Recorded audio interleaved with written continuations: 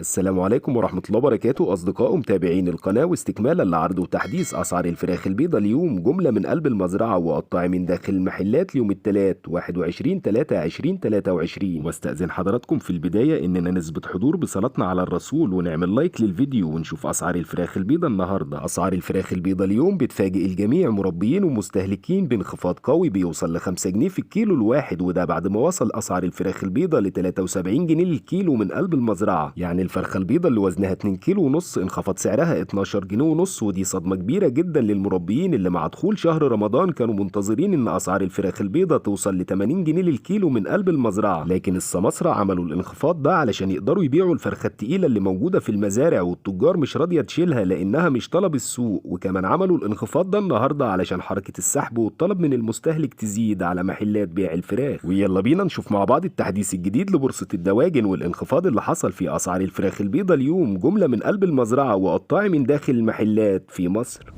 سجل سعر كيلو البط البلدي في المزرعة 105 جنيه، وبيوصل لحضرتك في المحلات 115 جنيه للكيلو. البط الفرنساوي سجل سعر الكيلو في المزرعة 80 جنيه، وبيوصل لحضرتك في المحلات 90 جنيه للكيلو. البط المسكوفي سجل سعر الكيلو الآن في المزرعة 95 جنيه، وبيوصل لحضرتك في المحلات 105 جنيه للكيلو. البط المولار سجل سعر الكيلو الآن في المزرعة 85 جنيه، وبيوصل لحضرتك في المحلات 95 جنيه للكيلو. الحمام البلدي سجل سعر الجوز في المزرعة 85 جنيه، وبيوصل لحضرتك في المحلات 95 جنيه للجوز. سجل سعر جوز السمان في المزرعة 50 جنيه، وبيوصل لحضرتك في المحلات 60 جنيه للجوز. الديك الرومي الأبيض سجل سعر الكيلو الآن في المزرعة 115 جنيه، وبيوصل لحضرتك في المحلات 125 جنيه للكيلو. الديك الرومي البلدي الأسمر سجل سعر الكيلو الآن في المزرعة 120 جنيه، وبيوصل لحضرتك في المحلات 130 جنيه للكيلو. لحم الأرنب سجل سعر الكيلو الآن في المزرعة 80 جنيه، وبيوصل لحضرتك في المحلات